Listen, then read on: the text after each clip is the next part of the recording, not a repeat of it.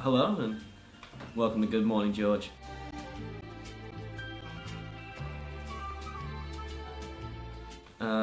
Today on the Talking to the Camera section we'll be applying common sense and seeing if we can't figure some stuff out. I think today's topic, being the first topic, I'd like to keep this show relevant. I'd like to talk about some things that are current, if nothing else, because in the future when the alien forms of ourselves, when we've fused with the alien people of the future, they'll be able to see this and they'll know what was going on at the time. I'd like this to be a fair representation of reality. Not so much unbiased, because I'm a human and I have opinions, but more so the fact that when they check the history books and they read about this, they'll be able to look at some of this footage and know that few of us were using our brains still, even at this early date and time. So I'd like to begin with Trump. Now it's obvious that I pontificate, I talk a lot, and I have plenty of things to say, though I haven't actually said anything really yet.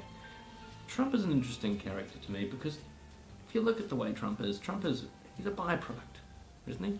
He's a consequence of years of greed and overconsumption and a wider separating class system. That would be better, right? Be higher and lower. With the rich becoming ridiculously rich. Now these are all obvious things, we all know this. This is not new. I'd really like to just for a second just point out how ridiculous it is that Trump can even exist. I mean, this is the point that we've gotten to. It's our fault, really. It seems like really that these systems that we have set up to protect us, to figure everything out, to try and understand, they're just not fully working out. Because people like Trump shouldn't even be a possibility. The man is a cartoon character to me. The things he says and the way he acts. I wonder if perhaps there would be a better candidate or system out there that might be able to get past this. Now, I'm not a scientist or an economist, but it also strikes me as being the case that the only reason Trump could possibly do this well is because his running opponent, Mrs. Hillary Rodham Clinton, Mrs. Clinton, she is that bad that she makes him look good. Now I think this has really brought up a big feminist argument that, why is he getting such an easy run when she's, clearly more experienced and capable, and I'm not arguing that. There's no argument there. Clinton is clearly, between the two, the only one that could actually do the job. She could run a country. She's got years of experience. But I mean, that's only compared to Trump in a way, do you know what I mean? Like, Trump is so ridiculous and over the top that, I mean, Alec Baldwin's accurate depiction of him is funny, because Trump in real life, he actually is a joke. But no, none of us thought it would get this far. And now he's this perfect mirror for the world, and especially America. Look at itself and go, maybe something needs to be changed because it's not a real candidate for any kind of position of power, if we're honest with ourselves. But a lot of the world seems to think that he is. Even people outside of America, even minorities, women, or Mexicans, what have you, homosexuals who live in America, they still are people voting for him. So obviously, perhaps, I am all for democracy, but it does seem like perhaps education is the problem here, because if you knew what you were voting for, you wouldn't vote for a man who wants to kick you out, right? I mean, that seems like common sense, and that's what we're trying to get on board here. But then again, you look at Clinton, and she's, I mean, not like a real person, is she? I mean, she gets a lot of slack for sort of being, the lizard queen, as if she's this shape-shifting weird lizard that has become her, and she's doing it to control the world. Fits. I don't believe it, but it does fit. She just wants to keep the status quo. She doesn't give a shit about anyone. She doesn't care about any of this stuff. I mean, just look at the way she's flip-flopped. I mean, there's no reason to trust her. I'm not arguing for her or against her, really, because I don't think either of them should be the candidate. It's weird to me that Hillary can still be struggling against him. That shows how bad she must be too.